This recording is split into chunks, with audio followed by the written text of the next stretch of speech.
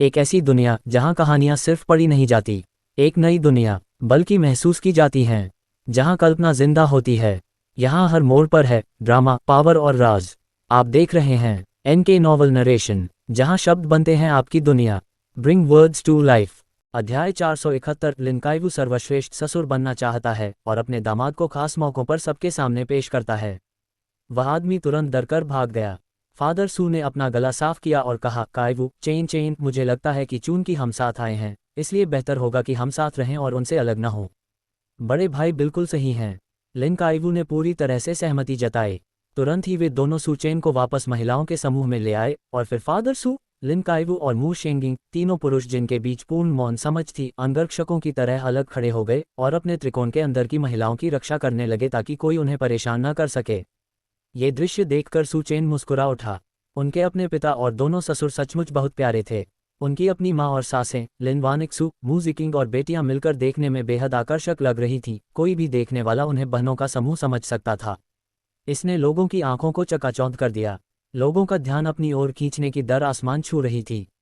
सू chain को अपनी दोनों पत्नियों की चिंता नहीं थी, लेकिन उन्हें अपनी बेटियों की चिंता थी, इसलिए उन्होंने अपनी पत्नियों और बेटियों के साथ साथ पूरी सतर्कता से पहरा दिया। व्यू शेंगमिंग और क्वा कियाओहुई अभी भी झगड़ रहे थे। कुकियोहुई ने जोर देकर कहा कि उसे सीधे तौर पर चुनौती नहीं दी गई है। वू शेंगिंग ने कहा कि वह ऐसा करती थी और उसने पुराने हिसाब किताब भी खोज निकाले। इससे क्वू कियाओहुई चिंतित हो गई। आखिरकार उसकी बेटी, दामाद, ससुराल वाले और दोस्त सभी यहाँ मौजूद थे। वह अपनी प्रतिष्ठा खोने का जोखिम नहीं उठा सकती थी। मासू ने झुककर क्वा कियाओहुई के कान में कुछ शब्द फुसफुसाए। क्वा कियाओहुई जम गई। वू शेंगिंग को शर्मीली निगाहों से देखा और उसे नजरअंदाज कर दिया। उसके होंठों के कोने ऊपर उठे। जाहिर था कि वह बहुत अच्छे मूड में थी। यात्रा हंसी मजाक से भरपूर थी। वे जल्द ही हैंगर पर पहुंच गए। दो पायलट पहले से ही वहां इंतजार कर रहे थे। श्रीमान सू चेन को देखते ही दोनों पायलटों ने विनम्रतापूर्वक उनका अभिवादन किया। मू शेंगिंग को देखते ही वे सब सावधान मुद्रा में खड़े हो गए और सलाम करते हुए बोले, कमांडर मू शेंगिंग ने सिर हिलाया। अच्छा, एल्डरयान ने इस बार तुम्हारे लिए हमारी वायुसेना के सर्वश्रेष्ठ सैनिकों को चुना है। Chain chain. सू चेन ने सिर हिलाया और पायलटों को कॉकपिट की ओर जाने का इशारा किया। वे विमान में सवार होने के लिए तैयार थे। जब सू चेन और मू शेंगिंग पायलटों से बात कर रहे थे, तब लिन काइवू ने अपना फ़ोन निकाल लिया था। विमान की एक तस्वीर खींच ली थी और अब वह सिर नीचे करके एक पोस्ट लिखने में व्यस्त था। पोस्ट में लिखा था, कुछ समय के लिए देश से बाहर जा रहा हूं, लेकिन मेरे दामाद मुझे अपने नए विमान से भेजने पर अड़े हैं। ये तो एक छोटी सी चिंता की बात है। पोस्ट होते ही लाइक्स और कमेंट्स की बाढ़ आ गई। अरे बाप रे, इतना बड़ा विमान किसी अंतर्राष्ट्रीय एयरलाइनर से छोटा नहीं। क्या यह एक निजी जेट है? एक आलीशान निजी जेट। मुझे ऐसे दामादों की पूरी फौज दे दो, मुझे तो ये बेहद पसंद आएगा। बूढ़ी लिन, अपनी चिंता मुझे सौंप दो, चिंता करने की जिम्मेदारी मेरी है। बूढ़ी लिन, अब तो तुम अपनी बड़ाई कर रहे हो। ये बोइंग का limited edition 767 private luxury jet है, जिसकी कीमत $1.3 बिलियन है। इस समय इसकी कोई कीमत नहीं। बहुत ईर्ष्या, बहुत ईर्ष्या। बूढ़ी लिन, आप देश से बाहर क्या कर रहे हैं? क्या आप वीरों की सभा देखने जा रहे हैं? क्या आपके दामाद के पास यिंग जी टोकन है? वाह बूढ़ी लिन, क्या आपके दामाद के पास सचमुच यिंग जी टोकन है? तो मैं शर्त लगाता हूं कि इस बार चैंपियन आपका दामाद ही होगा। पिछली बार आपके जन्मदिन की दावत में सू चेन ने ये हाओयांग को आसानी से हरा दिया था, जिसका सचिव अभी छठे रैंक के मध्यवर्ती युद्ध कौशल तक पहुंचा था। तो सू चेन के अलावा और कौन चैंपियन हो सकता है? उद्धरण चिन्ह। चुप रहो, आवाज कम रखो, हिल्टन परिवार के गुंडों को पता न चले, वरना वे सू चेन को घेर कर मार डालेंगे। देश के बाहर कोई कानून नहीं है। सू चेन के हीरोज असेंबली में प्रवेश करने के बारे में टिप्पणियां उनके मालिकों द्वारा तुरंत हटा दी गईं। ये देखकर लिन काइवू ने गर्व से मुस्कुराया। चैंपियन निश्चित रूप से उसका दामाद होगा। हे टिल्ड। फिर उसने अपना फ़ोन जेब में रख लिया और मू शेंगिंग की ओर देखा। एक पल में, जब मू शेंगिंग ने चेन चेन के विमान के बारे में पोस्ट किया, तब तक हर कोई इसे देख चुका होगा और जान चुका होगा कि वह लिन काइवू, सू चेन का नंबर 1 ससुर था। हाहा। मिठाई। तभी पायलट कॉकपिट में दाखिल हुए। केबिन का दरवाजा खुला, एस्टेया बाहर निकली और ग्राउंड क्रू ने बोर्डिंग सीढ़ियों को घुमाकर उससे जोड़ दिया। बड़े सामान की सुरक्षा जांच हो चुकी थी और उसे विमान के विशेष कार्गो होल्ड में लोड कर दिया गया था।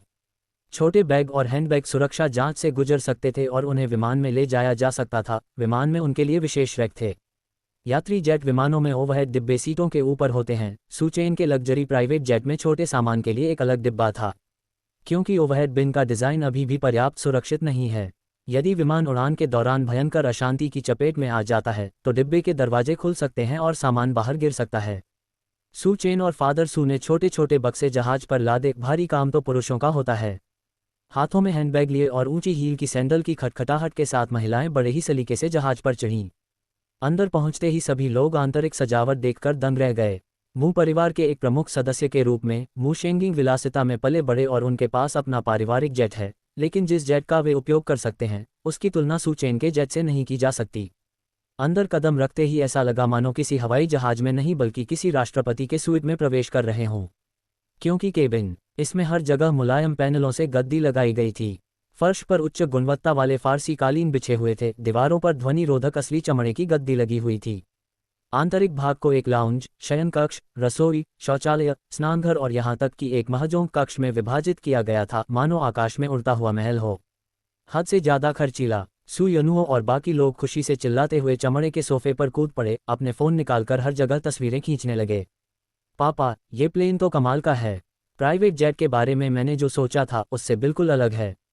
पापा, ये सोफा कितना आरामदायक है। उस प्रेसिडेंशियल स्वीट के सोफे से तो बिल्कुल भी बुरा नहीं है जिसमें हम $200,000 प्रति रात के हिसाब से रुके थे। पापा, ये तो बिजली से भी चलता है, इस पर लेटकर आराम भी कर सकते हैं, कितना आरामदायक है। पापा, रसोई में पूरा ओवन और फ्रिज है और फ्रिज ताजी सब्जियों और फलों से भरा हुआ है। कमाल है। देश से बाहर की उड़ान 10 घंटे की है, लेकिन इस रसोई के साथ हम इंस्टेंट नूडल्स के बजाय जो चाहें खा सकते हैं, कितना बढ़िया है। यहाँ एक बड़ा बिस्तर भी है, जब हम थक जाते हैं तो लेटकर सो सकते हैं, कितना आरामदायक है। पिताजी, यहाँ महजों खेलने का कमरा है, बाद में हम खेल सकते हैं और समय का पता ही नहीं चलेगा। ... और सिर्फ बेटियां ही रोमांचित नहीं थीं। लिन वानिक्सू, मू जिकिंग, पितासू, मातासू सभी प्रसन्न थे। सू चेन ने एयरपोर्ट आने से पहले ऑनलाइन इंटीरियर लेआउट देखा था और सजावट की तस्वीरें भी देखी थीं, लेकिन इसे व्यक्तिगत रूप से देखना कहीं बेहतर था। प्रत्येक उत्पाद की गुणवत्ता पिछले उत्पाद की तुलना में कई गुना बेहतर थी। और स्पष्ट रूप से यह विमान उस विमान से लंबा, चौड़ा और ऊंचा था जिसकी उसने तलाश की थी। इसमें कई विशेषताएं थीं, जिनमें 2 शयनकक्ष शामिल थे, जिनमें से प्रत्येक में 2 मीटर चौड़ा बिस्तर था। अध्याय 472 फादर सू आधिकारिक तौर पर उपमंत्री बने। तीसरा अपडेट। विमान की प्रशंसा करने के बाद महिलाओं ने अपनी ऊंची हील वाली सैंडल उतार दी, केबिन की अतिथि चप्पलें पहन लीं और रसोई में चली गईं, बातें करती और हंसती हुई खुशी खुशी काम में जुट गईं। सू जिहान के समूह के कुछ लोग महजों खेलने के लिए महजों कक्ष में बैठ गए, अन्य लोग मुख्य केबिन में टीवी देखते हुए आराम कर रहे थे, कुछ लोग बाहर की दुनिया के बारे में जानने के लिए उत्सुकता से छोटी खिड़कियों से अपनी नाक सटाए बैठे थे। अब तक विमान धीरे धीरे हैंगर से बाहर निकल रहा था और रनवे की ओर टैक्सी करने की तैयारी कर रहा था। सू चेन, फादर सू, लिन काइवू और मू शेंगिंग बैठक के सोफे पर बैठे चाय की चुस्कियां लेते हुए बातें कर रहे थे। डिंग डिंग, फादर सू का फोन बज उठा। ये शिक्षा मंत्री यंग होंगशान थीं। फादर सू ने उत्तर दिया। जैसे ही कॉल कनेक्ट हुई, यंग होंगशान की हंसमुख आवाज सुनाई दी। कॉमरेड सू, ये बधाई हो, आप आधिकारिक तौर पर हमारे ड्रैगन राष्ट्र के नए शिक्षा उपमंत्री बन गए हैं। कागजी कार्रवाई पूरी हो चुकी है, मैं इसे तुरंत आपको भेज दूंगी। भाई यंग, धन्यवाद, लेकिन मैं विदेश जाने वाला हूं, मैं पहले ही विमान में बैठ चुका हूं। क्या ऐसा हो सकता है? मेरे लौटने तक प्रतीक्षा करें, फिर मुझे दस्तावेज सौंप दें। संगठन के भरोसे के लिए मैं आभारी हूं, मैं अपना काम अच्छे से करूंगा। कोई बात नहीं, छोटे भाई सू। कल मैं 3 महान मार्शल आर्ट विश्वविद्यालयों के सर्वश्रेष्ठ चयनित छात्रों के साथ बाहरी इलाकों में हीरो प्रतियोगिता देखने जा रहा हूं। मैं तुम्हें भी साथ ले जाने वाला था। चूंकि तुम पहले जा रहे हो, तो चलो 26 तारीख को हमारे ड्रैगन नेशन बेस पर मिलते हैं, यंग होंगशान ने हंसते हुए कहा। ठीक है, 26 तारीख को मिलते हैं। सू ये के फोन रखने के बाद सू चेन मुस्कुराया और बधाई देते हुए बोला, पिताजी, उपमंत्री बनने पर आपको बहुत बहुत बधाई। लिन कैवू और म्यू शेंगमिंग स्तब्ध रह गए। बड़े भाई, आप शिक्षा उपमंत्री हैं। बॉस, आप कमाल के हैं। आप जहां भी जाते हैं, यहां तक कि सू परिवार के शाही सानिध्य के बिना भी आपकी चमक बरकरार रहती है। शिक्षा उपमंत्री जी, बहुत बढ़िया। आजकल शिक्षा मंत्रालय से ज्यादा किसी और विभाग पर ध्यान नहीं दिया जाता। ये हमारे देश के भावी मार्शल आर्टिस्ट प्रतिभाओं को निखारने का केंद्र है। हर कोई वहां पद पाने के लिए बेताब है। मैंने सुना है कि ये परिवार उस अभी तक खाली उपमंत्री पद को चाहता था, लेकिन उच्च अधिकारी इसके लिए उत्सुक नहीं थे। अंत में वह हम खजांची हमारे बड़े भाई के सिर पर जा गिरी। हाँ, अब से बिग ट्रेजर और लिटिल ट्रेजर को स्कूल में अनुचित व्यवहार का सामना नहीं करना पड़ेगा। लिन काइवू भी उतनी ही उत्साहित थी। इसका मतलब है कि हानहान और बाकी बच्चों को स्कूल में खास तवज्जो मिलेगी। वाह बड़े भाई, आप कमाल हैं। मुख्य केबिन में टीवी देख रही लड़कियों ने तुरंत रसोई में मौजूद मदर सू के समूह और ऊपर ताश खेल रहे सू यनुओं के समूह को ये खबर दी। सभी लोग बेहद खुश थे। मदर सू ने घोषणा की कि उन्हें जश्न मनाना चाहिए। अधिक ऊंचाई पर शराब प्रतिबंधित थी, लेकिन शीतल पे नहीं। वे दोपहर के भोजन में जूस से टोस्ट करेंगे। सू यनु पैर मोड़कर ताश खेलते हुए अकड़कर बोली, अब से अगर कोई हमें तंग करेगा तो हम उन्हें बताएंगे कि हमारे दादाजी शिक्षा उपमंत्री हैं। सू जिहान ने चेतावनी दी, यनु तुम दादाजी की उपाधि का इस्तेमाल लोगों पर दबाव डालने के लिए नहीं कर सकती, इससे उन्हें नुकसान हो सकता है। सू युतोंग ने आगे कहा, बिल्कुल सही। अगर कोई हमसे पंगा लेता है तो हम सख्ती से जवाब देते हैं, उन्हें तब तक पीटते हैं जब तक वे दया की भीख न मांगने लगें। सू यू ने जोर से सिर हिलाया और अपनी छोटी गुलाबी मुट्ठी हवा में लहराई। गलती से उससे एक टाइल गिर गई। उसकी बारी आई और उसने उसे बस धक्का देकर हटा दिया। 6 गोले। सू यनुओ ने तुरंत अपना हाथ फैलाते हुए कहा, मैं जीत गई। सू युतोंग ने अपना संदेश फैलाते हुए लिखा, मैं भी जीत गई। सू केक्सिन ने अपना हाथ फैलाते हुए कहा, मैं जीत गई पूरी तरह से सूट के हिसाब से। सू यू अवाक होकर देखती रही, मैंने तुम सभी को अपने साथ जोड़ा था। भुगतान करें, भुगतान करें, भुगतान करें। छोटी पांचवी, तुमने 3 लोगों को खाना खिलाया। चलो नीचे चलते हैं, लंच तैयार होगा, बड़ी बहन सू जिहान ने कहा, जो 5वीं बहन को मुसीबत से बचाने के लिए तैयार थी। सू यू बोल्ट लगाना चाहता था।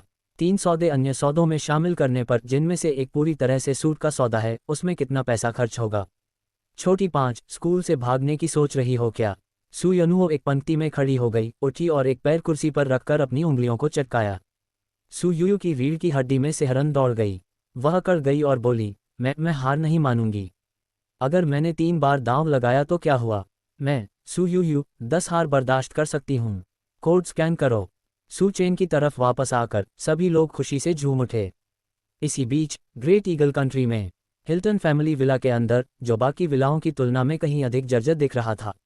एली हिल्टन का घर। एली के पिता आउला हिल्टन को परिवार ने त्याग दिया था। एक साधारण व्यक्ति होने के नाते वह कितने भी संसाधनों का उपयोग कर लें, एक मजबूत सैन्य नींव नहीं बना सकते थे।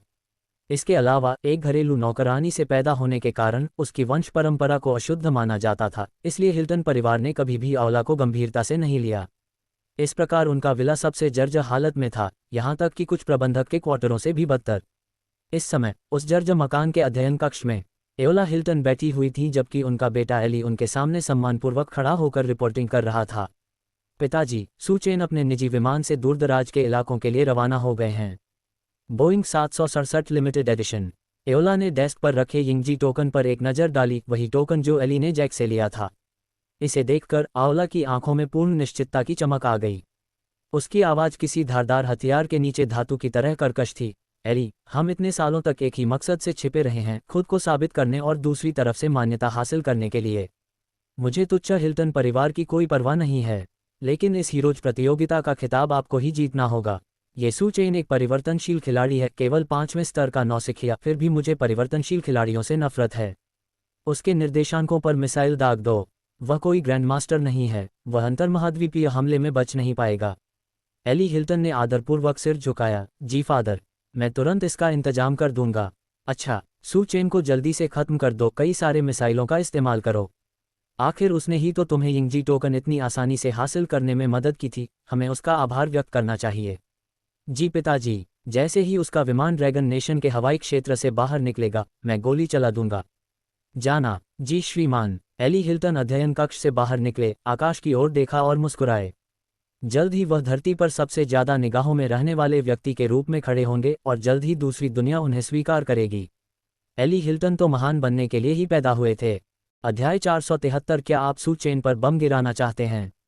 बिल्कुल नहीं। 935 संगठन के अड्डे पर यान जेंगजुन बुलेट प्रूफ बख्तरबंद वाहन में 935 संगठन के सदस्यों का नेतृत्व करते हुए एक सैन्य हवाई अड्डे की ओर जा रहा था। उसका फोन बजा और उसने जवाब दिया, ओल्ड यान, सू चेन का विमान पहले ही उड़ान भर चुका है। सू चेन के विमान में मिसाइल रोधी आत्मरक्षा प्रणाली लगी हुई है। अच्छा, लेकिन भले ही सू चेन के विमान में मिसाइल रोधी आत्मरक्षा प्रणाली हो, आपको अपनी सतर्कता कम नहीं करनी चाहिए। सू चेन के विमान के उड़ान पथ पर लगातार नजर रखें। जैसे ही आपको सू चेन के विमान को निशाना बनाने वाली कोई मिसाइल दिखाई दे, उसे तुरंत पहले से ही रोक दें। किसी भी हालत में कोई गलती नहीं होनी चाहिए। मैंने देश आर, देश टी और देश एस के साथ पहले ही बातचीत कर ली है और उन्होंने हमें अगले 2 दिनों तक उनके हवाई क्षेत्र में मिसाइलों को रोकने की अनुमति दे दी है। आपको बस सू चेन के विमान की सुरक्षा करनी है, बाकी किसी बात की चिंता मत कीजिए। ये तीनों देश वे 3 देश थे जिनसे होकर सू चेन को शाही राजधानी से बाहरी क्षेत्रों की अपनी यात्रा के दौरान गुजरना पड़ा था। ये तीनों देश ड्रैगन साम्राज्य के साथ मैत्रीपूर्ण संबंध रखते थे। हाँ, ओल्ड यान फोन रखने के बाद भी यान जेंगजुन को कोई राहत नहीं मिली। उनका चेहरा गंभीर और संजीदा बना रहा, क्योंकि बाह्य क्षेत्रों की यह विदेश यात्रा न केवल रास्ते में बेहद खतरनाक थी, बल्कि बाह्य क्षेत्रों में पहुंचने के बाद और भी अधिक खतरनाक साबित हुई। वह 935 संगठन के सभी सदस्यों को ड्रैगन किंगडम के बाहरी क्षेत्रों में स्थित अड्डे तक सुरक्षित रूप से ले आएगा, एक भी सदस्य कम नहीं होगा। सू चेन, जो इस समय दोपहर का भोजन कर रहा था, अचानक अपने दिमाग में सिस्टम की आवाज़ सुन बैठा। डिंग, सिस्टम ने मेजबान विमान की ओर लक्षित मिसाइलों का पता लगा लिया है जो लॉन्च होने वाली हैं। डिंग, लॉन्च हो गया। मिसाइलों की संख्या 5। गति मैक 16। मैक एक ध्वनि की गति का 1 गुना होता है। ध्वनि की गति 340 मीटर प्रति सेकंड है, जिसका अर्थ है कि मिसाइलें 5440 मीटर प्रति सेकंड की गति से दुश्मन की ओर आ रही हैं। डिंग, मेजबान के विमान की गति और मिसाइल की गति के अनुसार मिसाइलें 1 घंटे में मेजबान के विमान से टकराएंगी। डिंग, पता चला है कि मेजबान विमान पर लगा मिसाइल रोधी आत्मरक्षा तंत्र इन 5 मिसाइलों से प्रभावी ढंग से बच सकता है। मेजबान विमान सुरक्षित है। चेन चेन, क्या हुआ? सू चेन के बगल में बैठकर खाना खा रही सूये ने तुरंत महसूस किया कि सू चेन के साथ कुछ गड़बड़ है। सू चेन ने सिस्टम की जानकारी पूरी कर ली थी और राहत की सांस ली। उसने सूये से कहा, पिताजी, मैं ठीक हूँ। फिर उसने तुरंत अपने दिमाग में मौजूद सिस्टम से पूछा, क्या आपको पता है कि मिसाइलें किसने दागी थीं? उन्होंने वास्तव में उस पर 5 मिसाइलें दागीं और गति मैक 16 तक पहुंच गई। यह अंतर्महाद्वीपीय मिसाइल स्तर का था। ये परमाणु हथियारों से संबंधित था। अगर यह सचमुच उसके विमान से टकराता तो ग्रैंडमास्टर स्तर से नीचे का कोई भी खिलाड़ी खत्म हो जाता। भले ही कोई ग्रैंडमास्टर मिसाइल से न मारा जाए, लेकिन वह ऊंचाई से गिरकर मर जाएगा। उनके विमान पर मिसाइलें दागने की घटना ने उन्हें भड़का दिया था। यह उसके पूरे परिवार को जान से मारने की कोशिश थी। ये हिल्टन परिवार के एली हिल्टन हैं। सू चेन ने गुस्से से जवाब दिया, ये फिर से हिल्टन परिवार है। वह बहुत गुस्से में था, इसलिए उसने ये वाक्य बोल दिया। अचानक खाने की मेज पर बैठे सभी लोग एक साथ सू चेन की ओर देखने लगे। सू चेन के गुस्से वाले चेहरे को देखकर उन्होंने तुरंत चिंता से स्थिति के बारे में पूछा। सू चेन ने उन्हें हिल्टन परिवार द्वारा उनके विमान पर अंतर्महाद्वीपीय मिसाइलें दागने के बारे में बताया। वू शेंगिंग ने गुस्से में तुरंत मेज पर हाथ पटका और बोला, धिक्कार है। हिल्टन परिवार तो कानून का रखवाला है। हम बहुत जल्द ड्रैगन साम्राज्य से उड़ान भरने वाले हैं। अगर 1 घंटे में उनकी मिसाइलें हम पर हमला कर दें तो क्या हम सीधे अपने ड्रैगन साम्राज्य के बाहर नहीं होंगे? हरामखोरों, मैं अभी राष्ट्रीय रक्षा मंत्रालय को फ़ोन कर रहा हूँ। इन मिसाइलों को रोकना ही होगा। डिंग, बधाई हो मेजबान, अब आपके सामने एक विकल्प है। पहला विकल्प, वू शेंगिंग को बताएं कि राष्ट्रीय रक्षा मंत्रालय को बुलाने की कोई आवश्यकता नहीं है, क्योंकि मेजबान के विमान में मिसाइल रोधी आत्मरक्षा प्रणाली है और मिसाइलों से उस पर हमला नहीं होगा। इनाम, एक 6ठे दर्जे का खजाना जिसमें खजाने के प्रकार को निर्दिष्ट करने की क्षमता है। दूसरा विकल्प, वू शेंगिंग को बताएं कि वह राष्ट्रीय रक्षा मंत्रालय को फ़ोन कर सकते हैं और इन अंतर्महाद्वीपीय मिसाइलों को मार गिराना होगा ताकि वे गलती से अन्य विमानों या अन्य क्षेत्रों पर न गिरें, जिससे बड़े पैमाने पर जानमाल का नुकसान और परमाणु प्रदूषण हो सकता है। और यदि अंतिम परिणाम ये होता है कि सभी 5 अंतर्महाद्वीपीय मिसाइलों को मार गिराया जाता है तो इनाम, एक जाली हथियार बनाने का अवसर मिलेगा जिससे आप एक खजाने को 6ठे दर्जे से ग्रैंडमास्टर दर्जे तक उन्नत कर सकते हैं, जिसमें सफलता दर 100% होगी। सू चेन ने मन ही मन सिस्टम की आवाज़ सुनी और इन 2 विकल्पों को देखा। पहला विकल्प, वह किसी को परेशान किए बिना 6ठी कक्षा का खजाना हासिल कर सकता था। दूसरा विकल्प, वह राष्ट्रीय रक्षा मंत्रालय को इन अंतर्महाद्वीपीय मिसाइलों को रोकने और सफलतापूर्वक मार गिराने के लिए कार्रवाई करने देगा और उसे 6ठी श्रेणी के खजाने को ग्रैंडमास्टर श्रेणी के खजाने में बदलने का अवसर मिल सकता है। पुरस्कारों के दृष्टिकोण से विकल्प 1 में 6ठी कक्षा का खजाना प्राप्त करने के लिए केवल एक साधारण वाक्य की आवश्यकता थी। हालांकि दूसरे पुरस्कार के लिए न केवल बोलने की आवश्यकता थी, बल्कि 6ठे दर्जे के खजाने को ग्रैंडमास्टर ग्रेड खजाने में बदलने का पुरस्कार प्राप्त करने के लिए सभी 5 अंतर्महाद्वीपीय मिसाइलों को सफलतापूर्वक मार गिराने की भी आवश्यकता थी। हालांकि कठिनाई कहीं अधिक थी, लेकिन वह जानता था कि ड्रैगन साम्राज्य के पास वर्तमान में अंतर्महाद्वीपीय मिसाइलों को मार गिराने की क्षमता है और साथ ही ग्रैंडमास्टर श्रेणी के खजाने बहुत कीमती थे। वे 6ठी कक्षा के खजानों से बिल्कुल अतुलनीय थे। इसके अलावा वह और लिन वानिक्सू उस समय राष्ट्रीय प्रतियोगिता में भाग लेंगे। यदि लिन वानिक्सू की 6ठी श्रेणी की प्रतिभा को ग्रैंडमास्टर श्रेणी की प्रतिभा में अपग्रेड किया जा सके तो उसकी आत्मरक्षा क्षमता और भी मजबूत हो जाएगी। राष्ट्रीय प्रतियोगिता व्यक्तिगत प्रतियोगिता की तुलना में निश्चित रूप से अधिक कठिन होगी। इसलिए वह दूसरे विकल्प के पुरस्कार की ओर अधिक आकर्षित था। इसके अलावा दिए गए विकल्पों की विषय वस्तु से ये भी पता चलता है कि वह दूसरे विकल्प की विषय वस्तु की ओर अधिक आकर्षित था, क्योंकि ये 5 अंतर्महाद्वीपीय मिसाइलें उन पर दागी गई थीं अगर उन्हें किसी सुरक्षित स्थान पर नहीं गिराया गया। इससे बड़े पैमाने पर जनसंहार होगा। वह चुपचाप खड़े होकर ऐसी घटना को होते हुए नहीं देख सकता था। इसलिए उसने तुरंत अपना निर्णय लिया और मू शेंगिंग से कहा, पिताजी, हालांकि हमारा विमान मिसाइल रोधी आत्मरक्षा प्रणाली से लैस है और इन मिसाइलों से प्रभावित नहीं होगा, लेकिन अगर मिसाइलें हमें नहीं मारती हैं तो वे उड़ती रहेंगी और यहाँ तक कि गलती से अन्य विमानों या अन्य क्षेत्रों को भी निशाना बना सकती हैं, जिससे बड़े पैमाने पर जानमाल का नुकसान और परमाणु प्रदूषण हो सकता है। उन्हें पहले ही हवा में ही रोकना होगा। मू शेंगिंग ने सिर हिलाया और तुरंत राष्ट्रीय रक्षा मंत्रालय को फ़ोन किया। कॉल कनेक्ट होते ही उन्होंने तुरंत और गंभीरता से दूसरे पक्ष को स्थिति के बारे में सूचित किया। ठीक है ओल्ड मू, हमने ग्रेट ईगल किंगडम से दागी गई 5 अंतर्महाद्वीपीय मिसाइलों का पता लगा लिया है। याद दिलाने के लिए धन्यवाद ओल्ड मू। ग्रेट ईगल किंगडम से निकलते ही हम समुद्र के ऊपर ही उन्हें सटीक रूप से रोककर मार गिराने की योजना बना रहे हैं। इन 5 अंतर्महाद्वीपीय मिसाइलों की उड़ान ऊंचाई सभी देशों के 100 किलोमीटर के हवाई क्षेत्र की ऊंचाई को पार कर चुकी है, इसलिए हम बिना किसी चिंता के उन्हें रोक सकते हैं। आप निश्चिंत रहें ओल्ड मू, हम मिसाइलों को उस विमान पर बिल्कुल भी नहीं गिरने देंगे जिस पर आप और श्री सू चेन सवार हैं। मू शेंगिंग को उम्मीद नहीं थी कि दूसरा पक्ष उन 5 अंतर्महाद्वीपीय मिसाइलों का इतनी जल्दी पता लगा लेगा और साथ ही उन्हें रोकने और मार गिराने की योजना भी इतनी जल्दी बना लेगा। ये स्पष्ट था कि वे पूरी तरह तैयार थे और उन्हें ये भी पता था कि सू चेन इसी विमान में है। पूछने पर उन्हें पता चला कि यान झेंगजुन ने उन्हें पहले ही निर्देश दे दिया था कि वे उस विमान की सुरक्षा करें जिसमें सू चेन सवार थे, ताकि मिसाइलों से सू चेन के विमान पर बमबारी को रोका जा सके। अध्याय 474 सफलतापूर्वक मार गिराया गया। ग्रैंडमास्टर स्तर का खजाना बिंगलुआन चाकू। मू शेंगिंग ने प्रणाम किया और कहा, ठीक है, धन्यवाद एल्डर यान। आप सभी का धन्यवाद। फोन रखने के बाद मू शेंगिंग ने सू चेन और अन्य लोगों को स्थिति समझाई। ये सुनकर सू चेन बेहद हैरान रह गया। उन्हें इस बात की उम्मीद नहीं थी कि एल्डर यान ने पहले ही उनके विमान की सुरक्षा के लिए लोगों को तैनात कर दिया था। फिर उसे याद आया कि जब वह पिछली बार 935 संगठन के अड्डे पर गया था तो एल्डर यान ने उसे बताया था कि जब उसने और ये हाओयांग ने लिन परिवार में द्वंद्व युद्ध किया था तो संगठन ने लिन परिवार के बाहर ग्रैंड मास्टर्स को भेजा था, जो किसी भी गड़बड़ी की स्थिति में उसे तुरंत बचाने के लिए तैयार थे। वह संगठन वास्तव में उसकी बहुत परवाह करता था। उन्होंने उनके निजी जीवन में दखल नहीं दिया, लेकिन गुप्त रूप से उनकी सुरक्षा की रक्षा की। इसके अलावा हिल्टन परिवार ने इस बार उन पर अंतर्महाद्वीपीय बैलिस्टिक मिसाइल दागी, जो कि एक अत्यंत विनाशकारी मिसाइल है।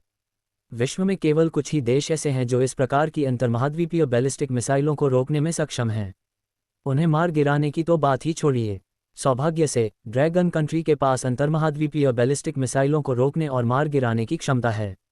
विदेश यात्रा करते समय अपने देश की ताकत सर्वोपरि होती है। इस बार उन्हें यिंगजी टूर्नामेंट की राष्ट्रीय प्रतियोगिता में अपनी टीम को चैंपियनशिप जिताने के लिए नेतृत्व करना होगा। ड्रैगन देश को मजबूत बनाओ। ड्रैगन देश की प्रतिष्ठा को कायम रखें। वहां मौजूद सभी लोगों की यही राय थी। कुछ पल की खामोशी के बाद सूये की आंखें ठंडी पड़ गईं और उसने कहा, ये हिल्टन परिवार, अगर हमने इन्हें जड़ से उखाड़ नहीं फेंका तो ये वाकई बहुत मुसीबत खड़ी कर देंगे। लगता है कि आरोन और जैक के अपराधों के लिए हमारी कार्रवाई से हिल्टन परिवार को हमारी असलियत का एहसास नहीं हुआ, बल्कि इससे उनकी जानलेवा मंशा और भड़क उठी।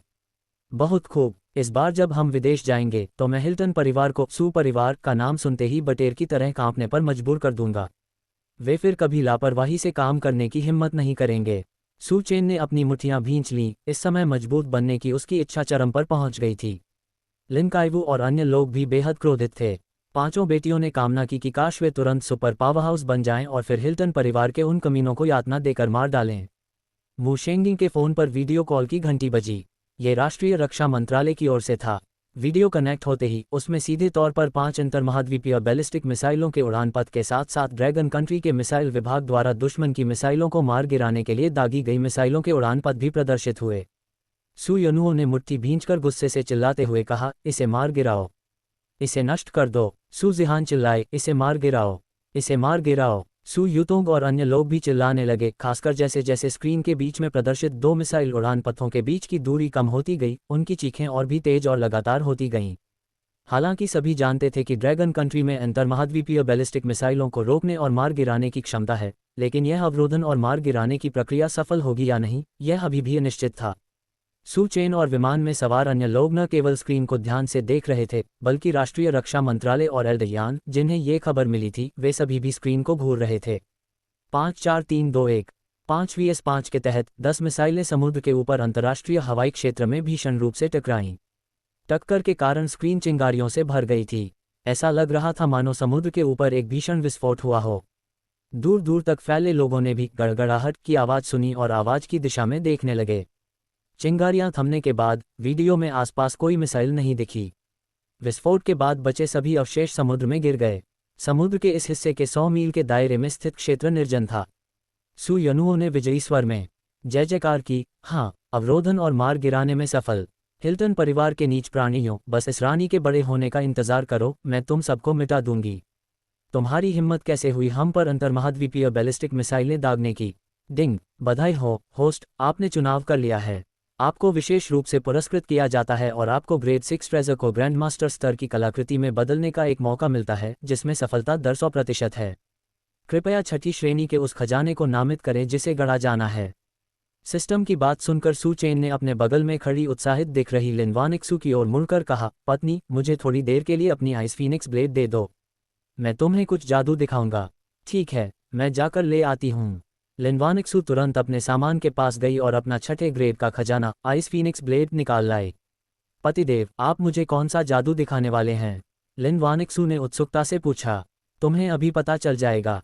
सू चेन लिन वानिक्सू की आइस फीनिक्स ब्लेड लेकर बेडरूम में गया और दरवाजा बंद कर दिया। फिर उसने अपने हाथ में मौजूद छठे दर्जे के खजाने आइस फीनिक्स ब्लेड को ग्रैंड मास्टर स्तर की कलाकृति में ढालने का आदेश दिया। ठीक है होस्ट। सिस्टम की आवाज़ धीमी होते ही सू चेन के हाथ में मौजूद आइस फीनिक्स ब्लेड गायब हो गई। 10 सेकंड बाद सिस्टम की आवाज़ उसके दिमाग में सुनाई दी। बधाई हो मेजबान, grade 6 treasure ice Phoenix blade को ग्रैंड मास्टर स्तर की कलाकृति आइस फीनिक्स ब्लेड में ढाला गया है और इसके साथ आइस फीनिक्स ब्लेड की बुनियादी साधना विधि एक्सट्रीम ब्लेड स्टॉर्म भी आती है। Extreme blade storm martial art का उपयोग करने से वार करते समय प्रतिद्वंद्वी को शारीरिक क्षति पहुंचती है और दूसरे वार पर यह एक अतिरिक्त धक्का देने वाला प्रभाव उत्पन्न करता है, साथ ही अगले हमले से अधिक शारीरिक क्षति और चार्जिंग प्रभाव भी उत्पन्न करता है। युद्ध से बाहर निकलने के बाद यह उपयोगकर्ता की जीवन शक्ति और सहन शक्ति को भी बहाल कर सकता है और गति बढ़ा सकता है। सिस्टम की बातें सुनकर सू चेन बेहद खुश हो गया। उसे उम्मीद नहीं थी कि छठे ग्रेड के खजाने को ग्रैंड मास्टर स्तर की कलाकृति में ढालने के साथ साथ इस खजाने की बुनियादी साधना विधि भी मिलेगी। और एक्सट्रीम ब्लेड स्टॉर्म की कला वाकई लाजवाब थी। सबसे अच्छी बात यह थी कि लड़ाई खत्म होने के बाद ये तलवार चलाने वाले की ऊर्जा और सहनशक्ति को बहाल कर देती थी, साथ ही उसकी गति भी बढ़ा देती थी।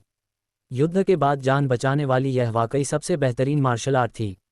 बहुत बढ़िया। इस ग्रैंड मास्टर स्तरीय आइस फीनिक्स ब्लेड के साथ उनकी पत्नी वानिक्सू को राष्ट्रीय प्रतियोगिता के युद्ध क्षेत्र में सुरक्षा का एक अतिरिक्त महत्वपूर्ण आश्वासन मिलेगा। मेजबान, क्या आप अब extreme blade storm martial art को समझना चाहेंगे? समझो, यह मार्शल आर्ट सीधे तौर पर सिस्टम द्वारा दूसरों को नहीं सिखाया जा सकता था, उसे पहले इसे सीखना होगा और फिर अपनी पत्नी वानिक्सू को सिखाना होगा। जैसे ही सू चेन की आवाज़ खत्म हुई, आइस फीनिक्स ब्लेड और एक्सट्रीम ब्लेड स्टॉर्म का उपयोग करने के बारे में सारी जानकारी उसके शरीर में समाहित हो गई। 5 सेकंड बाद उसने अपनी आंखें खोलीं और ग्रैंड मास्टर स्तर की कलाकृति में ढाली गई आइस फीनिक्स ब्लेड एक साथ उसके हाथ में प्रकट हो गई। जैसे ही उसने आइस फीनिक्स ब्लेड को पकड़ा, एक शक्तिशाली आभा तूफान की तरह बाहर की ओर उमड़ पड़ी। दरवाजे के बाहर सूर्य और अन्य लोगों ने तुरंत एक अत्यंत शक्तिशाली ऊर्जा का अनुभव किया। ये तो एक ग्रैंड मास्टर स्तर की कलाकृति प्रकट हुई है, लिन काइवू ने हैरानी से कहा। उसकी आंखें सदमे से चौड़ी हो गई थीं। ये तो एक धारदार हथियार है। सू ये ने ध्यान से उस शयन कक्ष के दरवाजे की ओर देखा जहां सू चेन अंदर गया था। इससे पहले सू चेन एक तलवार लेकर अंदर गया था और उस समय वह छठे दर्जे की अनमोल वस्तु थी। अब अचानक उससे एक ग्रैंड मास्टर स्तर की कलाकृति की शक्ति निकलने लगी। ये हो सकता है। ये शब्द सुनकर सभी लोग चौंककर सू चेन के कमरे के दरवाजे की ओर देखने लगे। लिन वानिक्सू का दिल जोर से धड़क रहा था। हे भगवान, उसका पति कितना अद्भुत होगा। उसने सचमुच कुछ ही मिनटों में उसके छठे ग्रेड के खजाने आइस फीनिक्स ब्लेड को ग्रैंड मास्टर स्तर की कलाकृति में बदल दिया। क्या ये सच है? क्या ये सच है? क्या मैं सपना देख रहा हूँ? अध्याय 475 पतिदेव, आप कमाल के हैं। 3/3। तभी दरवाजा खुला और सू चेन प्रभुत्व के भाव से ओतप्रोत होकर बाहर निकला। उसके हाथ में ग्रैंड मास्टर स्तर की बहुमूल्य कलाकृति आइस लुवान कृपाण थी। लिन वानिक्सू ने उसे देखते ही तुरंत उसकी ओर दौड़ लगाए, कोआ की तरह सीधे उस पर कूद पड़ी अपनी बाहों को उसकी गर्दन के चारों ओर लपेट लिया और उसके गाल पर जोर से चुंबन कर दिया। वह खुशी से चिल्लाई, पतिदेव आप कमाल के हैं, बेहद कमाल के, एकदम लाजवाब, ये सच है, बिल्कुल सच है। दरअसल उसके अपने पति ने जादू कर दिया था और उसकी छठी श्रेणी की बहुमूल्य कलाकृति आइस लुवान कृपाण को ग्रैंड मास्टर स्तर की बहुमूल्य कलाकृति में बदल दिया था।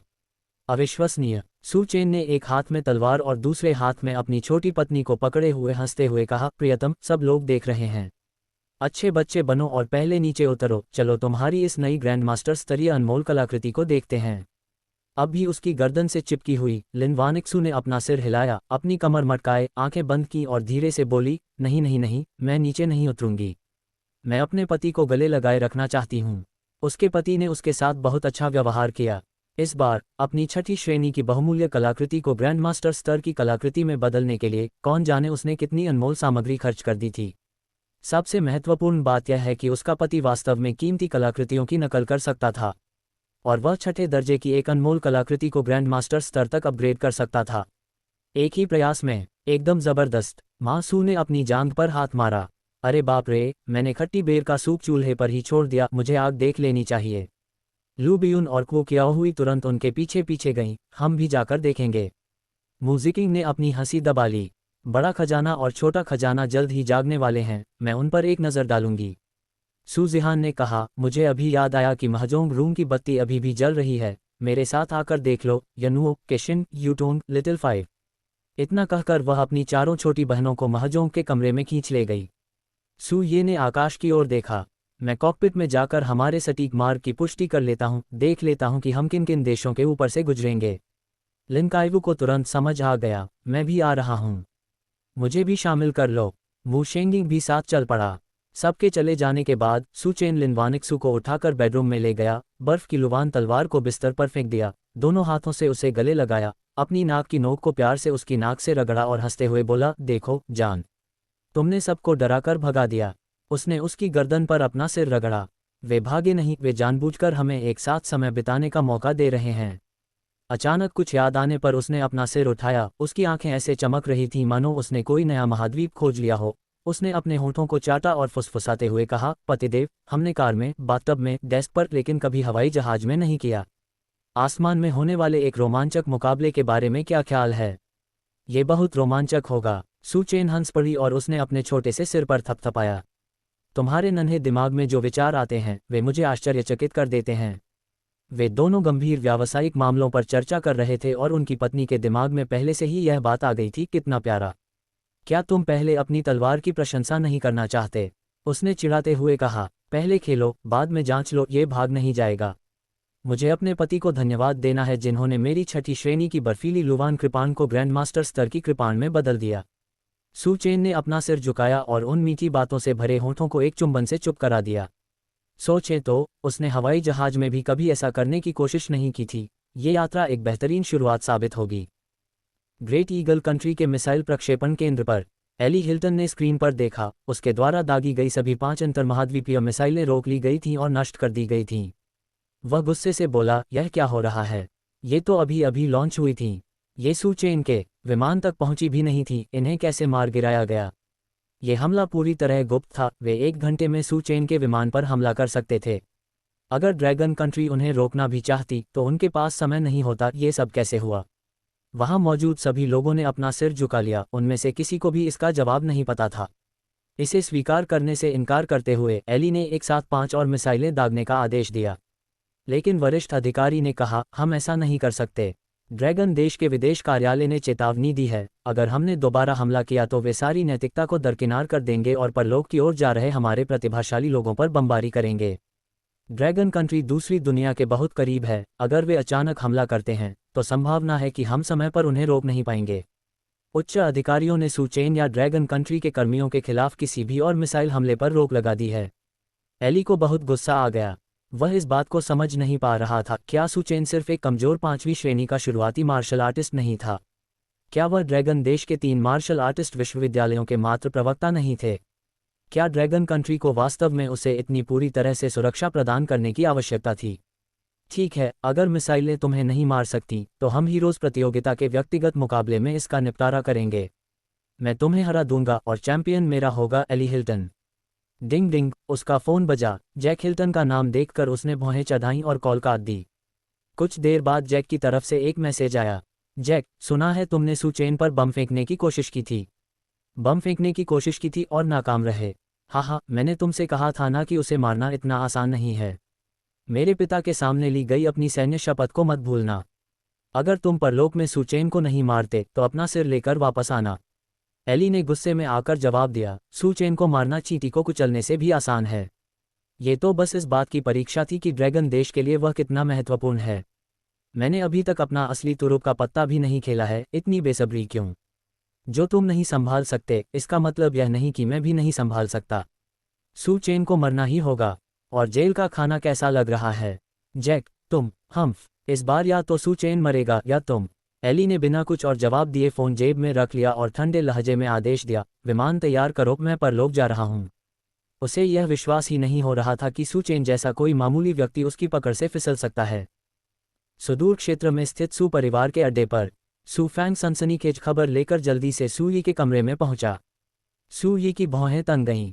सू चेन परलोक जा रहा है। हिल्टन परिवार ने उसके विमान पर 5 आईसीबीएम दागे और रक्षा मंत्रालय ने उन सभी को रोक दिया। स्पष्ट रूप से राज्य उसे बहुत महत्व देता है। संभावना है कि सू चेन को इस हीरोज असेंबली के राष्ट्रीय प्रतियोगिता खंड के लिए आधिकारिक तौर पर चुना जाएगा। सू फैंग ने सिर हिलाया। मैं भी यही सोचता हूँ। और पिताजी, सू यी को शिक्षा उपमंत्री नियुक्त किया गया है। सू यी ने सुनहरे रंग से चमकता हुआ बांस का एक स्क्रॉल नीचे रखा। परलोक में मौजूद सुकुल के सभी सदस्यों को वापस अपने ठिकाने पर आने का आदेश दो। एक बार जब वे यहाँ आ जाएं, तो कोई भी बाहर नहीं जाएगा। घर के अंदर रहो और चुपचाप रहो, किसी भी तरह की गड़बड़ी मत करो। सभी लोग छुपकर रहो। अध्याय 476, लिन काइवू सू चेन पर बहुत ध्यान देती है। पिछला अध्याय 475, ब्लॉक होने और आप में से कुछ लोगों के लिए अनुपलब्ध होने के कारण मैं यहाँ संक्षेप में कथानक प्रस्तुत कर रहा हूँ। लिन वानेक्सू ने सू चेन के प्रति आभार व्यक्त किया कि उसने उसके खजाने को ग्रैंडमास्टर श्रेणी की वस्तु में परिवर्तित कर दिया। इस बीच एली हिल्टन को जब पता चला कि 5 मिसाइलें सू चेन को मारने में विफल रहीं, तो उसने और मिसाइलें दागने की इच्छा जताई, लेकिन अधिकारियों ने उसे रोक दिया। इसके बाद जैक और एली के बीच बहस हो गई। अध्याय का समापन सू परिवार के सू यी के साथ हुआ, जिसने सू चेन पर 5 मिसाइलों के हमले और सू चेन और सू ये के बाह्य लोक में आने की खबर मिलने के बाद बाह्य लोक में सू परिवार के सभी सदस्यों को अपने अड्डे पर लौटने और छिपने का आदेश दिया। अध्याय 476 का मुख्य पाठ निम्नलिखित है। ये सुनकर सू फैंग दंग रह गया। पिताजी, आप चाहते हैं कि सभी शिष्य अड्डे पर लौट आएं? क्या इससे हम कायर नहीं दिखेंगे? हीरोज असेंबली कुछ ही दिनों में आयोजित होने वाली है। कई युवा प्रतिभाएं बाह्य लोक में आई हैं और यह हमारे परिवार के युवाओं के लिए उनसे बातचीत करने और संबंध बनाने का एक उत्कृष्ट अवसर है। इसके अलावा हमने अभी अभी ज़ेड माउंटेन पीक पर एक प्राचीन मकबरा खोजा है। ये प्राचीन मकबरा संभवतः किसी प्राचीन ताओवादी गुरु का अभ्यास स्थल रहा होगा। अगर हम अभी सबको वापस बुला लेते हैं तो वह प्राचीन मकबरा निश्चित रूप से अन्य शक्तियों द्वारा छीन लिया जाएगा। सू यी ने सू फैंग को घूर कर देखा, जिसने डर के मारे अपना सिर नीचे कर लिया। हालांकि वह फिर भी हार मानने को तैयार नहीं था, क्योंकि अगर सभी लोग बेस पर लौट जाते और कहीं नहीं जाते तो सू परिवार को बहुत बड़ा नुकसान उठाना पड़ता। बाह्य लोक में अपने परिवार के आधार से बाहर वे केवल प्राचीन कब्रों की खुदाई ही नहीं कर रहे थे, वे जड़ी बूटियों, संसाधनों आदि की भी खोज कर रहे थे। सभी को तुरंत वापस बुलाने से निश्चित रूप से भारी नुकसान होगा। सू यी ने गुस्से में मेज पर हाथ पटका। बेवकूफ, क्या तुमने नहीं देखा कि जब से हिल्टन परिवार ने सू चेन को उकसाया है, उन्हें एक पल भी चैन नहीं मिला? क्या तुम कुछ दिन पहले कहे गए पाप शब्द को भूल गए हो? क्या आप जैक हिल्टन और आरोन हिल्टन के दोनों पैर टूटने और उनकी साधना के स्तर में गिरावट आने के बारे में भूल गए? सू फैंग ने अपने होंठ दबाए। लेकिन इसका सू चेन से क्या लेना देना है? उसे अपने पिता की कायरता बिल्कुल बर्दाश्त नहीं हो रही थी। पहले सू चेन से बचने की बात उसे समझ में आती थी, क्योंकि परिवार को कुछ भी नुकसान नहीं हुआ था। लेकिन अब जब हीरोज असेंबली शुरू होने वाली है, अगर उनका सू परिवार डरपोक बना रहा तो वे निश्चित रूप से दुनिया भर में हंसी का पात्र बन जाएंगे। ये और शियाओ परिवार मन ही मन सू परिवार पर हंस रहे होंगे। ये देखकर कि उसके बेटे को अभी भी कुछ समझ नहीं आया है, वह केवल तात्कालिक छोटे मोटे फायदों को देख रहा है और बड़े परिदृश्य पर ध्यान नहीं दे रहा है। सुई ने ठंडे लहजे में कहा, तुम्हारा दिमाग सचमुच उलझा हुआ है। लगता है मुझे एक नया उत्तराधिकारी चुनना होगा। जो तुम सोचते हो वही तुम सोचते हो। पूरे परिवार के जीवित रहने की तुलना में एक अस्थायी छोटा लाभ बिल्कुल भी मायने नहीं रखता। निकल जाओ, तुरंत जाकर आदेश जारी करो। अगर कोई तुरंत वापस नहीं आता है तो फिर वापस आने की जहमत ही मत उठाओ। ये सुनकर सू फैंग बुरी तरह चौंक गया और उसके मन में कोई और विचार नहीं आया। उसने तुरंत अपना सिर झुकाया और आदरपूर्वक कहा, जी पिताजी, मैं अभी जाकर यह काम करता हूँ। वह भी झटके से जाग गया। शायद सू चेन के दादाजी सचमुच लौट आए थे और वह असाधारण उपलब्धियों के साथ वापस लौटा था। इसीलिए जब सू चेन का सामना हिल्टन परिवार से हुआ तो एक विशालकाय व्यक्ति सिंह तुरंत समुद्र पार करके उस स्थान पर पहुंच गया जहां कॉफी और रुमोन हिल्टन के बीच द्वंद्व युद्ध चल रहा था। इस मामले में शामिल सभी लोगों को दंडित करना, यहाँ तक कि सर्वोत्कृष्ट ग्रैंडमास्टर आरोन के भी पैर ठीक उसी तरह टूट गए थे और उनकी साधना का स्तर भी गिर गया था। और अंत में उन्हें सू चेन से सार्वजनिक रूप से माफी मांगनी पड़ी। ऐसा होना ईश्वरीय चमत्कार कैसे हो सकता है? ये तो किसी असाधारण व्यक्ति का ही काम रहा होगा। ये सोचकर कि सू चेन के दादाजी पहले ही असाधारण स्तर पर पहुंच चुके हैं, सू फैंग डर से कांप उठा।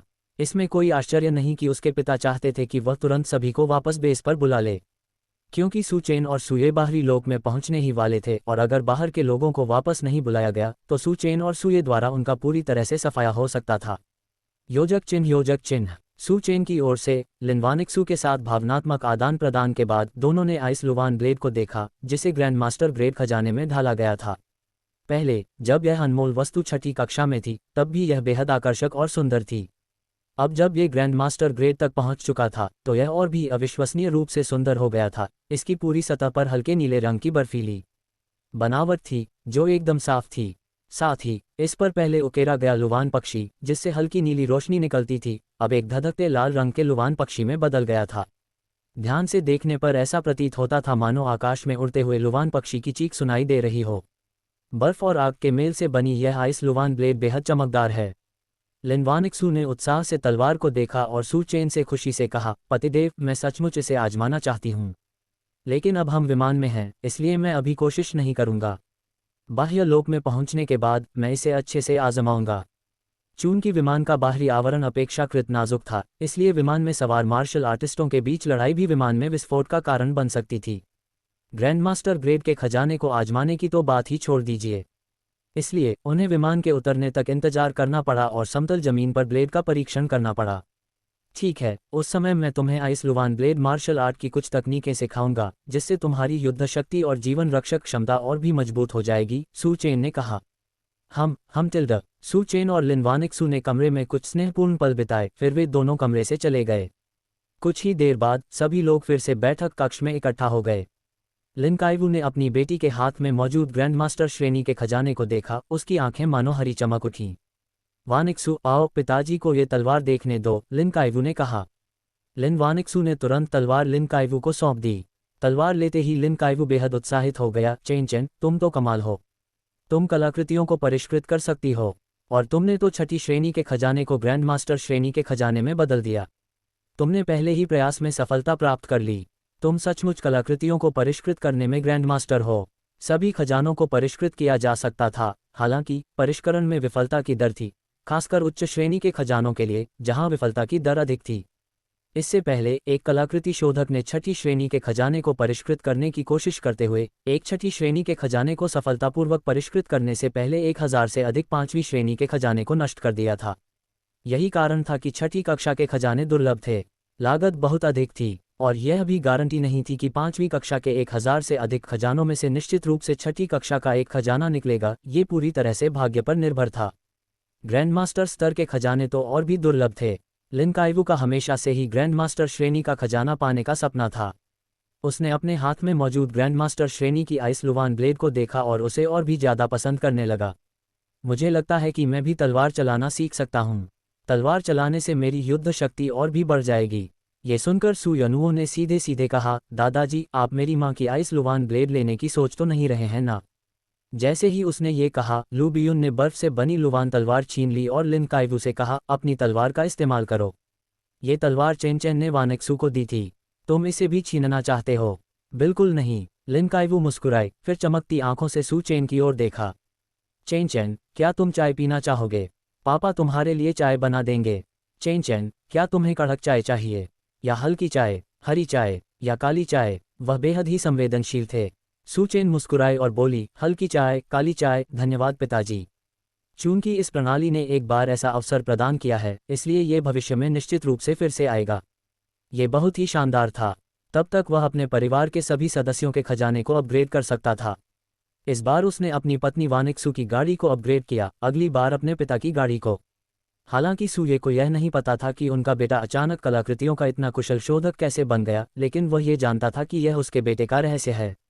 इसलिए उसने पूछा नहीं, बल्कि सुचेन के साथ खुशी खुशी चाय पीते हुए बाहरी लोक की मौजूदा स्थिति पर चर्चा की। अध्याय 477 श्री यान की व्यवस्था एकदम सही है। बाह्य क्षेत्र एक ऐसा क्षेत्र है जिस पर किसी व्यक्ति या देश का नियंत्रण नहीं है। यहाँ एकमात्र समझौता जो विभिन्न देशों द्वारा संयुक्त रूप से किया गया है, यह है कि बाह्य क्षेत्र में परमाणु हथियारों का उपयोग नहीं किया जा सकता है। ऐसा इसलिए है क्योंकि मार्शल आर्टिस्टों को जिन सभी साधना संसाधनों की आवश्यकता होती है, वे बाह्य लोक से प्राप्त होते हैं और कोई भी नहीं चाहता कि यह नष्ट हो। अन्य मामलों में हर कोई अपने लिए ही सोचता है।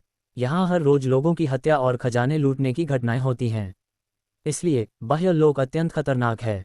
कोई भी देश आम लोगों को बिना सोचे समझे प्रवेश करने की अनुमति नहीं देता है। प्रतियोगिता में भाग लेने वाले मार्शल आर्टिस्टों को जोखिम प्रकटीकरण विवरण दिया जाता है। सभी देशों के बाह्य क्षेत्र में सैन्य अड्डे हैं। मूलतः सैन्य अड्डों के भीतर प्रत्येक देश के अपने नियम होते हैं, लेकिन हवाई अड्डों के बाहर ऐसे कोई सख्त नियम नहीं होते हैं। सैन्य अड्डों के भीतर लड़ाई झगड़ा करना सख्त वर्जित है, लेकिन आपसी दुश्मनी रखने वालों के लिए अपने विवादों को निपटाने के लिए विशेष अखाड़े भी मौजूद हैं।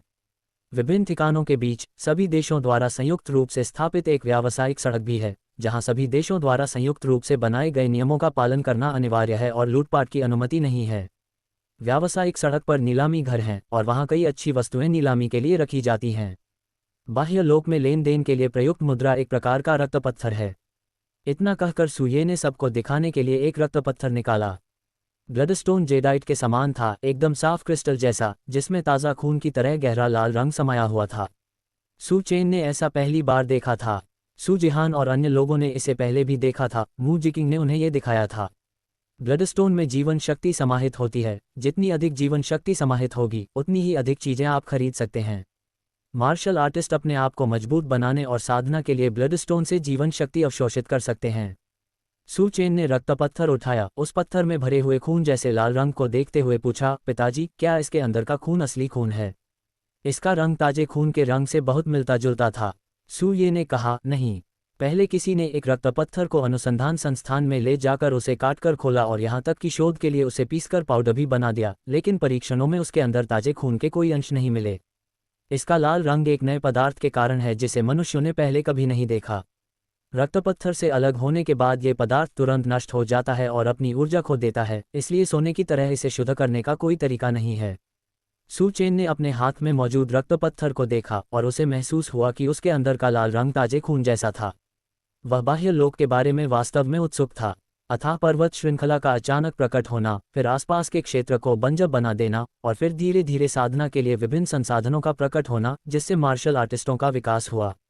उन्होंने जीवन शक्ति से भरपूर रक्तपत्थर, साथ ही 3000 साल पुरानी एक सक्रिय कटी हुई उंगली और 2000 साल पुराना एक पंख भी खोजा, जिसका आनुवंशिक रूप से मानव होने का निर्धारण किया गया था, जिसके बारे में उसके पिता ने उसे बताया था कि यह बाहरी क्षेत्र में पाया गया था।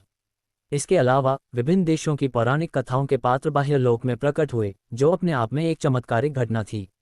आखिरकार, अगर विभिन्न देशों की पौराणिक कथाओं के वे पात्र वास्तव में अस्तित्व में थे, तो उनकी कब्रें भी उनके संबंधित देशों में ही दफन होनी चाहिए थीं, न कि बाह्य लोक की इस भूमि में केंद्रित होनी चाहिए थीं। इसके अलावा बाह्य लोक 100 वर्ष पूर्व प्रकट हुआ था। इसके प्रकट होने से पहले यदि इस भूमि में वास्तव में रक्तपत्थर जैसे मार्शल आर्ट साधना के संसाधन और विभिन्न देशों के प्राचीन मिथकों और किंवदंतियों के पात्रों की प्राचीन कब्रें होती, तो उनकी खुदाई बहुत पहले ही हो चुकी होती।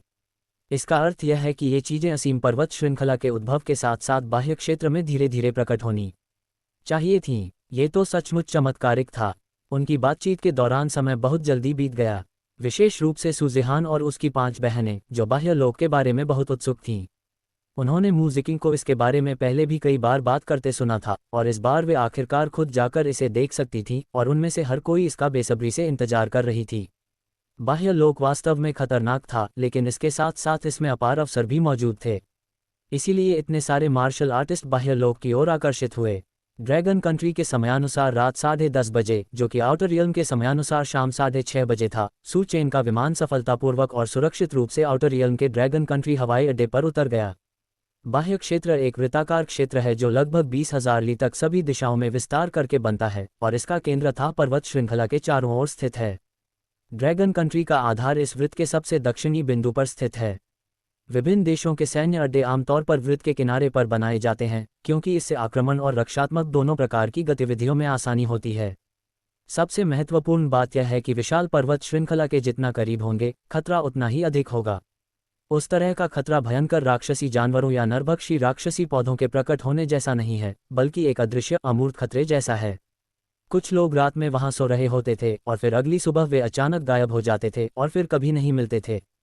कुछ लोग ऐसे भी थे जिन्होंने जमीन के एक साधारण टुकड़े पर कदम रखा और फिर उनका पूरा शरीर एक स्पष्ट गति से सूखकर अंततः एक ममीकृत मानव कंकाल में बदल गया। और अन्य विचित्र घटनाएं। हाल के वर्षों में सीमावर्ती क्षेत्रों में ऐसी घटनाएं नहीं हुई हैं। इसके विपरीत ब्लडस्टोन का खनन लगातार बढ़ता जा रहा है और ये विचित्र परिस्थितियां भी धीरे धीरे कम होती जा रही हैं और सिकुड़ता हुआ दायरा विशाल पर्वत श्रृंखला पर केंद्रित है। इसलिए सभी का साहस बढ़ गया है और खनन कार्य पहले ही वृत्त की आधी त्रिज्या तक पहुंच चुका है। ऐसा इसलिए है क्योंकि यहां न केवल ब्लडस्टोन का खनन किया जा सकता है, बल्कि मुक्त टाइटेनियम जैसे अत्यंत दुर्लभ और रणनीतिक रूप से महत्वपूर्ण संसाधन, साथ ही कुछ कीमती फल और प्राचीन मकबरे आदि भी पाए जा सकते हैं। इसलिए पिछले 2 वर्षों में बाहरी लोग के युद्ध क्षेत्र में संघर्ष चरम पर पहुंच गया है। कुछ लोग तो खुलेआम दूसरों की मेहनत का फल भी हड़प लेते थे। इसलिए हाल के वर्षों में यहाँ एकल अभियान दुर्लभ हो गए हैं।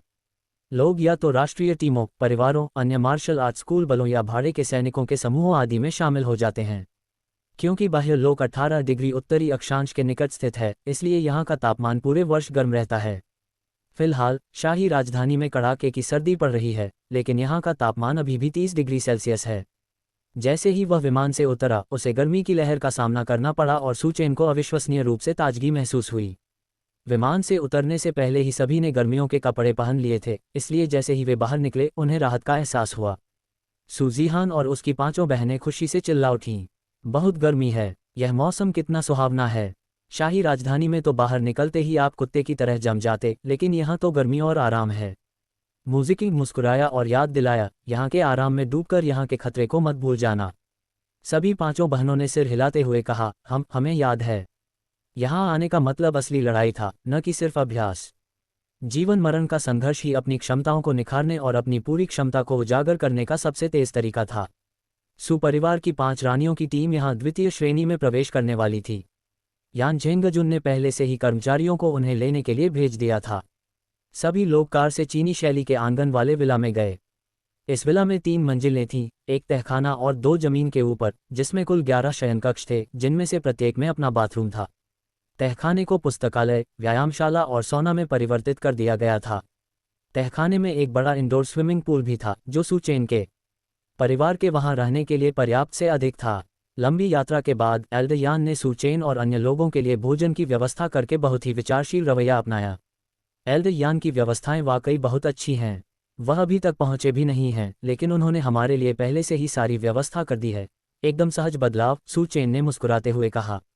अध्याय 478 dragon country base, dragon city. तीसरा अपडेट। मू शेंगिंग ने मुस्कुराते हुए कहा, ऐसा इसलिए है क्योंकि चेन आप में एल्डर यान से अपने लिए इतनी अच्छी व्यवस्था करवाने की क्षमता है। जब भी मैं यहाँ आता हूँ, मुझे कभी भी इतना अच्छा व्यवहार नहीं मिलता। लिन काइवू ने कहा, हमारे चेन के कौशल को देखते हुए वह वास्तव में 1 अरब में एक है। आओ चेन, बाहरी दुनिया की इस खास डिश को आजमाओ, golden mushroom stewed free range chicken. जब वह बोल रहा था, लिन काइवू ने सू चेन के कटोरे में मुर्गे की एक बड़ी टांग रख दी। बिग ट्रेजर और लिटिल ट्रेजर की आंखें चौड़ी हो गई थीं, मानो वे कह रहे हों, बड़ी मुर्गी की टांग मेरी है, बड़ी मुर्गी की टांग मेरी है।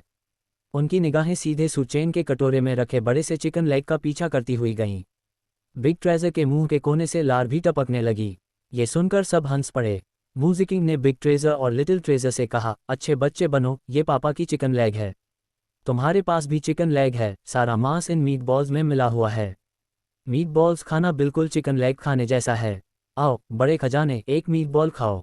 बिग ट्रेजर की निगाहें अभी भी सू चेन की ओर टिकी हुई थीं, लेकिन उसका छोटा सा मुंह आज्ञाकारी रूप से खुल गया। म्यूजिकिंग ने उसे एक मीट बॉल खिलाया। जैसे ही उस छोटे बच्चे ने उसे चखा, उसकी आंखें संतुष्टि से सिकुड़ गईं और उसका छोटा मुंह मांस चबाने लगा।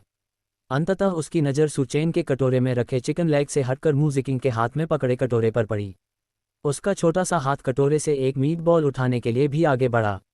मू जिकिंग ने मुस्कुराते हुए कहा, क्या तुम अकेले खाना खाना चाहते हो? मांस, मांस, बिग ट्रेजर ने पुकारा। मू जिकिंग ने एक ऐसा कटोरा लिया जो बच्चों के लिए सुरक्षित था और जिसे उसने खास तौर पर बिग ट्रेजर और लिटिल ट्रेजर के लिए खरीदा था, जो टूटने वाला नहीं था। उसमें एक मीट बॉल रखा और उसे उसकी हाई चेक की ट्रे पर रख दिया ताकि वह उसे अपने हाथों से खा सके। छोटी ट्रेजर को अभी भी मू जिकिंग से खाना खाने की जरूरत थी। मांस का स्वाद चखने के बाद लिटिल ट्रेजर भी संतुष्टि भरी मुस्कान के साथ मुस्कुराए। अगर मू जिकिंग उसे सब्जी का एक निवाला खिलाने की कोशिश करती तो वह अपना छोटा सा सिर हिलाकर कटोरे में रखे मांस की ओर उंगली से इशारा करती, मांस खाने की इच्छा रखती और सब्जी खाने से इनकार कर देती। दूसरी ओर बिग ट्रेजर की तरफ मदर म्यू ने उसे आसानी से पचने वाला कुछ मक्का भी खाने के लिए दिया, लेकिन बिग ट्रेजर ने मक्के को एक तरफ धकेल दिया और अपने मीट बॉल खाने में मग्न रहा। जिकिंग, बिग ट्रेजर और लिटिल ट्रेजर तीनों ही थोड़े नखरे वाले हैं। वे केवल मांस खाते हैं और सब्जियों को हाथ भी नहीं लगाते। ये ठीक नहीं है, ये देखकर मदर मू ने टिप्पणी की। मामू द्वारा याद दिलाए जाने पर मू जिकिंग को यह भी एहसास हुआ कि जब से उन्होंने पूरक आहार लेना शुरू किया था, तब से दोनों बच्चे मांस को पसंद करते थे लेकिन सब्जियों को नापसंद करते थे। उसने जवाब दिया, मैं कल कोई ऐसा तरीका सोचूंगी जिससे वे कुछ सब्जियां खा लें। नखरे करने से उनके पोषण संतुलन पर असर पड़ेगा। मामू ने मुस्कुराते हुए कहा, चिंता मत करो जिकिंग, मेरे पास एक उपाय है। तुम बचपन में बहुत नखरे करती थी और सब्जियां भी पसंद नहीं करती थी, लेकिन मेरे पास एक गुप्त तरकीब थी। मैं आलू, गाजर और पत्ता गोभी के पत्तों को काटकर एक पाइपिंग बैग में डालती थी और उन्हें निचोड़कर गोलियां बना देती थी। आपको उन्हें खाना बहुत पसंद था। मू जिकिंग का चेहरा थोड़ा लाल हो गया। क्या वह बचपन में भी खाने पीने के मामले में नखरे करती थी? खाने पीने में नखरे करने की बात करते हुए मासू और लू बियून भी हंसने लगी, क्योंकि वे सू चेन और लिन वानिक्सू की बचपन की खाने पीने की आदतों के किस्से सुना रही थीं। भोजन की मेज के आसपास का वातावरण बहुत ही सौहार्दपूर्ण और आनंदमय था। खाना खाने के बाद सभी लोग एक साथ टहलने के लिए बाहर चले गए। सू चेन, सू जिहान और अन्य लोग पहली बार बाहरी दुनिया में आए थे। हालांकि लिन वानिक्सू यहाँ बहुत कम आती थीं, लेकिन वह कुछ मिशनों के लिए यहाँ आ चुकी थीं। सू पिता, सू माता, लिन पिता, लिन माता, मू पिता और मू माता सभी पहले भी बाहरी दुनिया में जा चुके थे। बिग ट्रेजर और लिटिल ट्रेजर का जन्म यहीं हुआ था, इसलिए दोनों बच्चे बिल्कुल भी शर्मीले नहीं थे। अपनी बड़ी बहनों की गोद में वे इधर उधर देख रहे थे और बहुत उत्साहित थे। बाहरी दुनिया में स्थित ड्रैगन कंट्री के विशाल अड्डे का नाम ड्रैगन सिटी रखा गया था। इस शहर की वास्तुकला शैली शाही राजधानी से काफ़ी मिलती जुलती थी, उस समय जब ड्रैगन कंट्री में कोई ऊंची आवासीय इमारतें नहीं थीं। कई आंगन वाले मकान बनाए गए थे और सबसे ऊंची इमारतें केवल 5 मंजिल की थीं। 5 मंजिलों से अधिक ऊंची कोई इमारत नहीं थी। पहली बात तो ये कि यहाँ ज़्यादा लोग नहीं थे, इसलिए ऊंची इमारतों की ज़रूरत नहीं थी। दूसरी बात यह कि बाहरी दुनिया में कम ऊंचाई वाली इमारतों में रहना कहीं ज़्यादा सुरक्षित था। किसी को नहीं पता था कि आसमान की ऊंचाइयों में किस तरह के खतरे सामने आ सकते हैं। इससे पहले ग्रेट ईगल कंट्री ने सभी हवाई अड्डों में नंबर 1 बनने की चाहत में एक 80 मंजिला ऐतिहासिक इमारत का निर्माण किया था। लेकिन इसके पूरा होने के कुछ ही समय बाद यह अचानक एक अजीब, शक्तिशाली हवा के झोंके से गिर गया, जबकि 5 मंजिला मकान और कम ऊंचाई वाले विला अप्रभावित रहे। तब से सभी लोग 5 मंजिला से अधिक ऊंचे घर न बनाकर सुरक्षित रह रहे हैं। ड्रैगन सिटी की रात्रि जीवन शाही राजधानी की तुलना में कहीं अधिक जीवन थी, जो जोश, नियॉन लाइट और हलचल भरे माहौल से भरी हुई थी। खाने पीने के स्टॉलों पर हर जगह मार्शल आर्टिस्ट नजर आ रहे थे, जो जमकर शराब पी रहे थे, मांस खा रहे थे और बातें कर रहे थे। इन सभी मार्शल आर्टिस्टों ने अपनी बहुमूल्य कलाकृतियों को अपनी पीठ पर लाद रखा था। ये राजसी राजधानी से बिल्कुल अलग था। राजसी राजधानी में मार्शल आर्टिस्टों को कीमती कलाकृतियां लिए देखना दुर्लभ था, लेकिन यहाँ वे हर जगह थे। कीमती कलाकृतियों के बिना वाले वास्तव में अल्पसंख्यक थे। यहाँ कई केटीवी किचन टीवी भी थे, जिनके प्रवेश द्वारों पर कई खूबसूरत महिलाएं और आकर्षक पुरुष खड़े थे। एक अनुभवी व्यक्ति होने के नाते सू चेन ने एक नज़र में ही कारण समझ लिया। जो लोग बाहर लड़ते हुए अपनी जान जोखिम में डालते हैं, वे स्वाभाविक रूप से अपने लाभ के साथ अड्डे पर लौटने के बाद मौजमस्ती करना चाहेंगे। अधिकारियों ने प्राचीन काल की तरह तियान शांग रेंजियान जैसी जगहों को खोलने की अनुमति नहीं दी, जहां लोग अपनी ऊर्जा और पैसे से मिलने वाले आनंद को व्यक्त कर सकें, इसलिए केटीवी को अनुमति दी गई। बेशक ये वैध केटीवी कैरिटेबल टीवी थे। ये पुरुष और महिलाएं केवल मेहमानों के साथ पेय पदार्थ पीने और गाने के लिए मौजूद थे, वे यौन व्यापार में शामिल नहीं थे। केटीवी से निकलने के बाद क्या होता है, ये केटीवी का मामला नहीं है। पिताजी, देखिए, वहाँ एक बहुत बड़ी पत्थर की शिला है। चलिए देखते हैं उस पर क्या लिखा है, सुयुयु ने उत्साह से पास की ओर इशारा करते हुए कहा। ... पत्थर की वह शिला जो पूरे 10 मीटर ऊंची थी। आधार के सबसे बड़े चौक के एक कोने में खड़ी वह पत्थर की पट्टिका वास्तव में बहुत प्रभावशाली थी और बहुत ध्यान आकर्षित कर रही थी। जैसे ही वे पट्टिका की ओर बढ़े, मुजिकिंग ने सू चेन को इसके बारे में बताया। सू चेन, हमारा ड्रैगन सिटी एक प्राचीन दाओवादी मंदिर की पवित्र भूमि पर बना है, जिसकी खुदाई अधिकारियों ने यहाँ की थी। आज हम जिन युद्ध कौशलों का उपयोग करते हैं, उनमें से कई हमारे पूर्वजों द्वारा इस पवित्र भूमि पर पाए गए धर्मग्रंथों से संक्षेपित किए गए थे। इसके अलावा विशेषज्ञों के अनुसार इस पवित्र भूमि का अपना चुंबकीय क्षेत्र है। इस स्थान पर अपने ड्रैगन कंट्री बेस का निर्माण करने से ड्रैगन सिटी को अधिक शांतिपूर्ण बनाए रखने में मदद मिलती है। जैसे ही वह बोल रही थी, सू चेन पत्थर की शिला तक पहुंची और उसने देखा कि उस विशाल सतह पर केवल 2 शब्द खुदे हुए थे, ड्रैगन टाइगर। हालांकि केवल 2 शब्द ही थे, लेकिन वे स्पष्ट रूप से किसी कुशल कलाकार द्वारा उकेरे गए थे। ड्रैगन और टाइगर के अक्षरों में एक दिव्य आकर्षण प्रतीत होता था, जो एक शक्तिशाली भव्यता का संचार करता था और उन्हें देखने वाले हर व्यक्ति के मन में सम्मान पैदा करता था। ऐसा लग रहा था मानो कोई विशालकाय अजगर को आकाश में उड़ते हुए देख रहा हो और एक विशाल बाघ ऊपर से नीचे की ओर देख रहा हो। उसने मुजिकिंग की ओर देखा और पूछा, ड्रैगन टाइगर, क्या ये लोंगहू पर्वत से झांग दाओलिंग का पवित्र स्थल हो सकता है? मुजिकिंग ने सिर हिलाया।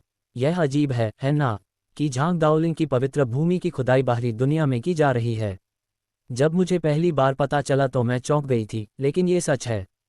हमारे ड्रैगन देश में लोंगहू पर्वत पर स्थित झांग दाओलिंग का पवित्र स्थल आज भी लोंगहू पर्वत पर ही है, लेकिन वहाँ कोई धर्मग्रंथ नहीं है। इस पवित्र स्थल से दुर्लभ धर्मग्रंथों के साथ साथ एक सक्रिय कटी हुई उंगली भी खोजी गई है। अध्याय 479 पत्थर की शिला की अजीबोगरीब हलचल ने ड्रैगन सिटी को भयभीत कर दिया। मुजिकिंग के परिचय को सुनकर सू चेन को लगा कि बाहरी क्षेत्र और भी अधिक अद्भुत है। ये भूमि किसी अज्ञात शक्ति से अत्यधिक प्रभावित हुई होगी। उसे बस यह नहीं पता था कि यह बल इसे क्यों प्रभावित कर रहा था, या ये घटना इसी विशेष भूमि पर क्यों घटी। लेकिन भविष्य में चाहे जो भी हो, इस व्यवस्था के साथ सू चेन किसी से या किसी चीज से नहीं डरता था। तुरंत ही सू चेन से एक शक्तिशाली राजसी आभा निकली। इसके कारण उसके सामने रखी पत्थर की पट्टिका में तीव्र कंपन उत्पन्न हुई। पत्थर की शिला के आसपास खड़े लोग चौंक गए और आश्चर्य से भरकर इधर उधर देखने लगे। क्या हो रहा है? ये पत्थर की शिला बुरी तरह हिल रही है। क्या कुछ होने वाला है? मुझे ऐसा लग रहा है जैसे मैंने अजगरों की दहाड़ और बाघों के चिल्लाने की आवाज़ें सुनी। क्या मुझे भ्रम हो रहा है? और आवाज़ों से मुझे लग रहा है कि ये अजगरों की दहाड़ और बाघों की चिल्लाहट बहुत उत्तेजित करने वाली हैं। मैंने भी सुना। क्या हो रहा है? उसी समय ड्रैगन सिटी के सबसे कड़ी सुरक्षा वाले हिस्से में एक बूढ़े व्यक्ति ने अचानक अपनी आंखें खोलीं। उसकी निगाहें आग की तरह पत्थर की शिला के स्थान की ओर घूम गईं। लंबे समय से निष्क्रिय रहे उसके गले से कर्कश और सूखी आवाज निकली, पत्थर की शिला असामान्य रूप से हिल रही है और यह बहुत उत्तेजित है।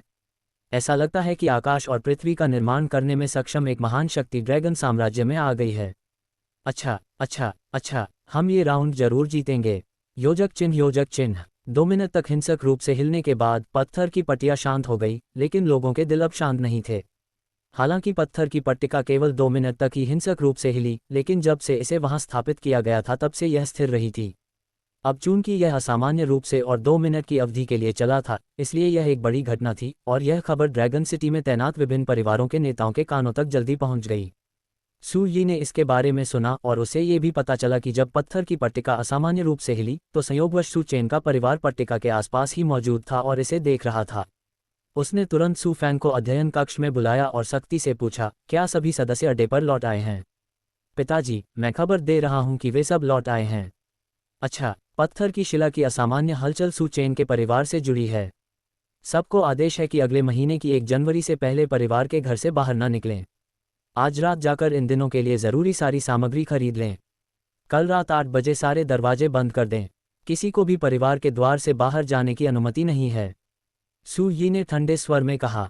सू फैंग ने आपत्ति करने की हिम्मत नहीं की, क्योंकि उसे डर था कि अगर उसने ऐसा किया तो उसका उत्तराधिकारी का दर्जा रद्द कर दिया जाएगा।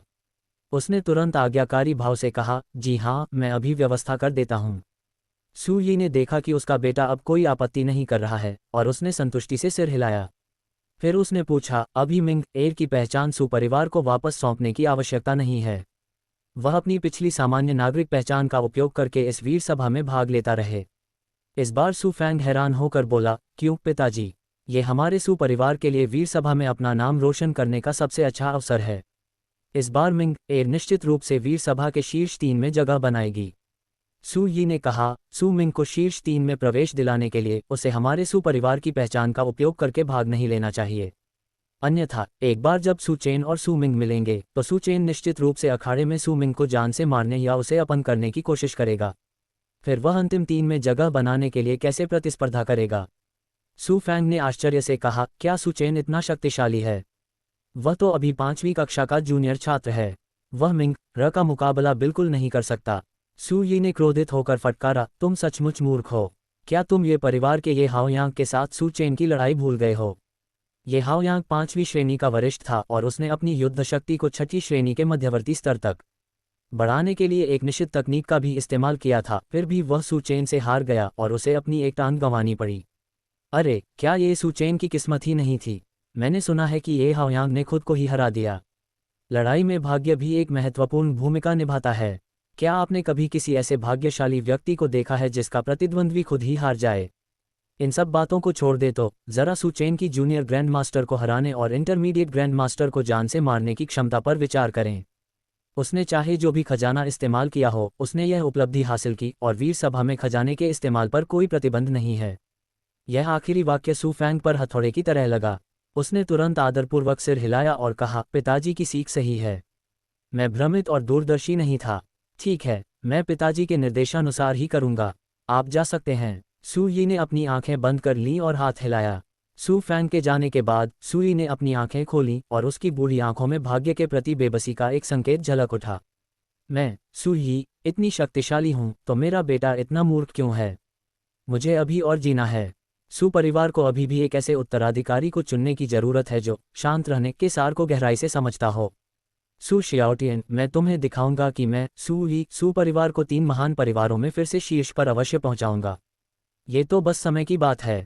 जैसे ही उसने अंतिम वाक्य कहा, सू यी की आंखों में दृढ़ विजयी चमक आ गई। योजक चिन्ह, योजक चिन्ह। ये परिवार को जल्द ही यह खबर मिली कि पत्थर की शिला की असामान्य हलचल सू चेन के परिवार से संबंधित है। ये जियानफेंग ने कार्रवाई की। योजक चिन्ह, योजक चिन्ह। सू चेन और उनका परिवार पत्थर की पट्टिका को छोड़कर चौक की ओर जा रहे थे।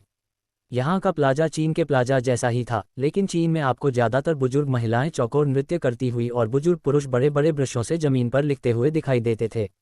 यहाँ सभी युवा लोग स्क्वायर डांस कर रहे थे। उन्हें इस बात की परवाह नहीं थी कि उनके स्टेप सही हैं या नहीं। वे बस संगीत की धुन पर झूम रहे थे और बेस के बाहर से अपनी तनावग्रस्त नसों को आराम दे रहे थे। वहाँ आसपास बारबेक्यू के स्टॉल थे जो चीन में पाए जाने वाले स्टॉलों के समान थे। हालांकि यहाँ के ग्रिल्ड मीट की खुशबू चीन के बारबेक्यू स्टॉलों की तुलना में कहीं अधिक स्वादिष्ट थी। इसे देखते ही सू जिहान और उसकी 5 बहनों को, जिन्होंने कुछ ही देर पहले खाना खाया था, इसे खाने की तीव्र इच्छा होने लगी। 5 बहनें बारबेक्यू स्टॉल की ओर दौड़ीं। वहां पर भुनी हुई ऐसी चीजें देख रही थीं जो उन्होंने पहले कभी नहीं देखी थीं। उनकी आंखें नवीनता और जिज्ञासा से भरी हुई थीं। फिर वे सू चेन के पास दौड़े और उससे पूछा कि क्या वे कुछ बारबेक्यू खरीद कर वापस ले जा सकते हैं। डिंग, बधाई हो मेजबान, अब आपके सामने एक विकल्प है। पहला विकल्प, अपनी बेटियों के बाहर बारबेक्यू खाने से असहमत हों क्योंकि यह अस्वच्छ है और आपको नहीं पता कि इसमें जहर मिला है या नहीं।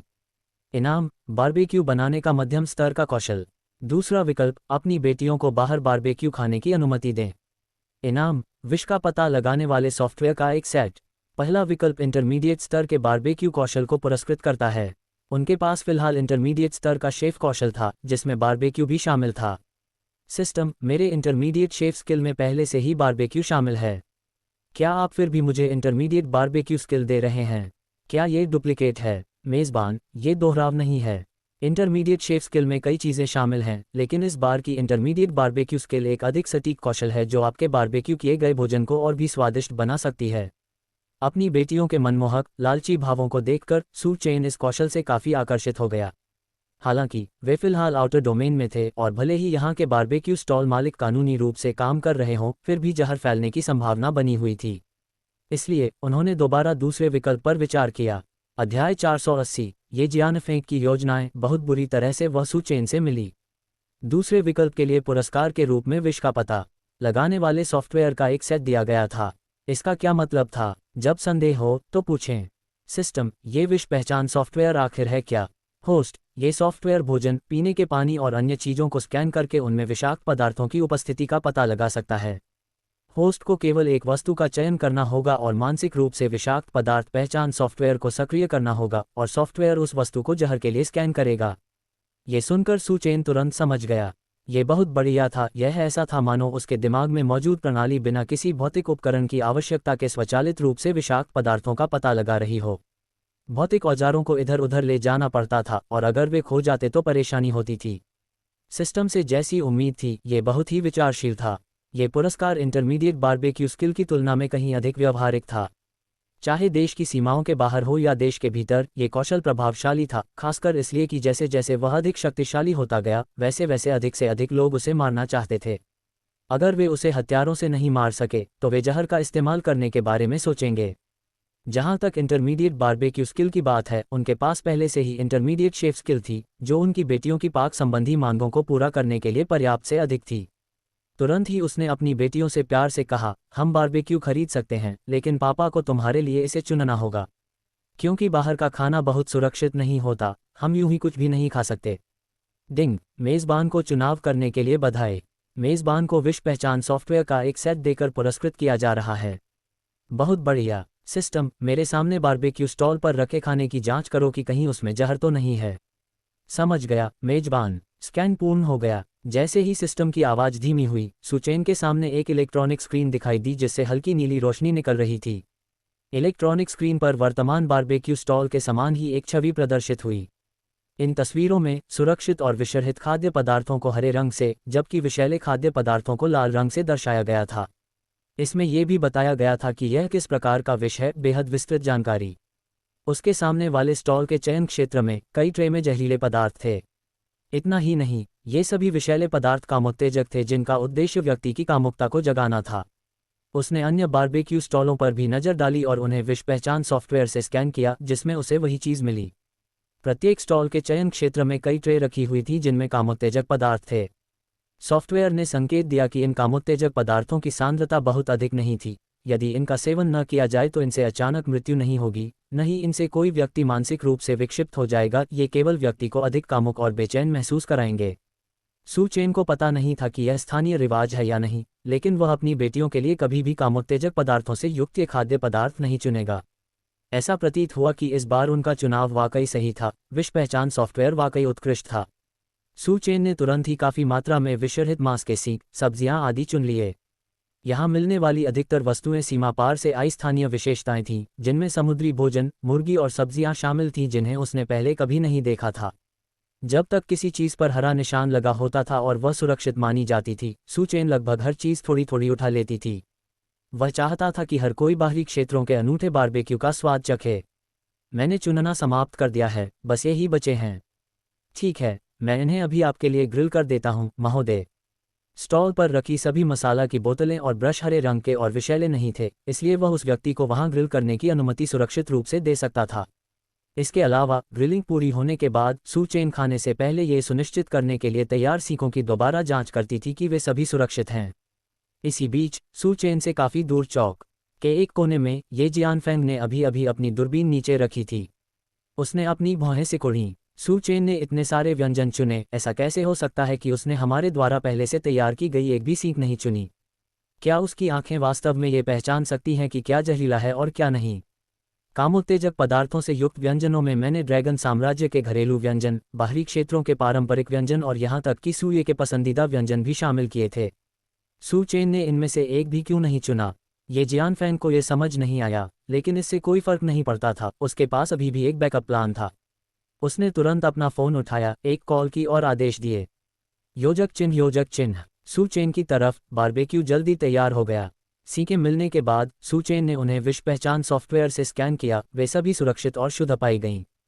तभी वह मुस्कुराया और एक एक करके अपनी बेटियों को सीपियां बांट दीं। फिर वह कुछ हिस्सा पिता सू और माता सू के पास ले आया। बच्चों को खाना शुरू करने ही वाले देखकर माँ सू ने कहा, एक पल रुकिए। सीमा के बाहर खाना खाते समय जहर से बचने के लिए सावधानी बरतनी चाहिए। जब वह बोल रही थी, तभी मदर सू ने जांच शुरू करने के लिए एक चांदी की सुई निकाली। सू चेन ने कहा, माँ चिंता मत करो, मैंने जितने भी चुने हैं वे सभी विषैले नहीं हैं और सुरक्षित हैं। बेहतर होगा कि मैं दोबारा जांच कर लूँ। माँ सू स्वभाव से सतर्क थीं। सू चेन ने उसे रोका नहीं और उसे जांच करने दी। उनकी माँ का इतना सतर्क रहना अच्छा था, इससे उनकी बेटियों के लिए एक बेहतरीन उदाहरण स्थापित हुआ। स्पष्टतः बेटियां, जो कुछ क्षण पहले बहुत भूखी लग रही थीं, सभी ने उत्साहपूर्वक अपनी सीखें मासू के सामने परीक्षण के लिए रख दीं। मदर सू ने निरीक्षण पूरा करने और यह पुष्टि करने के बाद कि सीखें वास्तव में विषैली नहीं हैं, मुस्कुराते हुए कहा, हर कोई निश्चिंत होकर खा सकता है, ये सुरक्षित हैं। इतना कहकर माँ सू चेन के पास चली गईं। कबाब का आनंद लेते हुए उन्होंने उससे कहा, बेटा मैं तुम्हें बता दूं, तुम्हें यहाँ बहुत सावधान रहने की ज़रूरत है। शाही राजधानी में सब ठीक है क्योंकि वहाँ हर कोई कानून का पालन करता है, लेकिन सीमाओं के बाहर ऐसे कोई कानूनी या नैतिक प्रतिबंध नहीं हैं। हालांकि ड्रैगन सिटी में नियम और व्यवस्थाएं हैं, लेकिन वे हमारे ड्रैगन साम्राज्य के कानूनों की तुलना में कहीं अधिक शिथिल हैं। विशेष रूप से चूंकि ये परिवार और सुपरिवार दोनों के ठिकाने यहाँ हैं, इसलिए हमें बेहद सतर्क रहना होगा। हमें लोगों को गंदी चालें चलने से रोकना होगा। सू चेन ने गंभीरता से सिर हिलाया। हाँ माँ, मुझे पता है, इसीलिए उन्होंने पिछली बार टॉक्सिन डिटेक्शन सॉफ्टवेयर को चुना था। माँ सू ने सिर हिलाया और फिर उत्सुकता से पूछा, बेटे तुम्हें कैसे पता चला कि ये सीखें विषैली नहीं हैं? हालांकि वह जानती थी कि उसका बेटा रहस्यमय और बहुत प्रतिभाशाली है, लेकिन इस बार वह वास्तव में उत्सुक थी और पूछना चाहती थी। सू चेन ने मुस्कुराते हुए कहा, माँ अगर मैं आपसे कहूँ कि मैं किसी चीज़ को देखकर ही बता सकती हूँ कि वह जहरीली है या नहीं, तो क्या आप मुझ पर विश्वास करेंगी? खाना खा रही माँ सू अचानक रुक गईं और आश्चर्य भरी नज़रों से सू चेन की ओर देखने लगीं। अगर किसी और ने यह बात कही होती तो वह निश्चित रूप से उस पर विश्वास नहीं करती। अगर विश्व विज्ञान के किसी अत्यंत अनुभवी विशेषज्ञ ने भी ऐसा कहा होता तो भी वह इस पर विश्वास नहीं करती। लेकिन क्योंकि यह बात उसके बेटे ने कही थी, इसलिए उसने उस पर विश्वास कर लिया। उसने खुशी से सू चेन को अंगूठा दिखाया, जल्दी से अपने मुंह में मांस चबाना खत्म किया और बिना किसी संकोच के उसकी प्रशंसा करते हुए कहा, बेटा तुम कमाल हो। इस कौशल के साथ हम पूरी तरह से निश्चिंत होकर खाना खा सकते हैं। हालांकि मेरी चांदी की सुई विषाक्त पदार्थों का पता लगाने में काफ़ी प्रभावी है, फिर भी कुछ ऐसे जहर हैं जिनका ये पता नहीं लगा सकती है और सुई गलती से खो सकती है। लेकिन चेन तुम तो अपनी आंखों से ही यह पहचान सकती हो कि कोई चीज़ जहरीली है या नहीं। ये तो वाकई बहुत सुविधाजनक और अद्भुत है।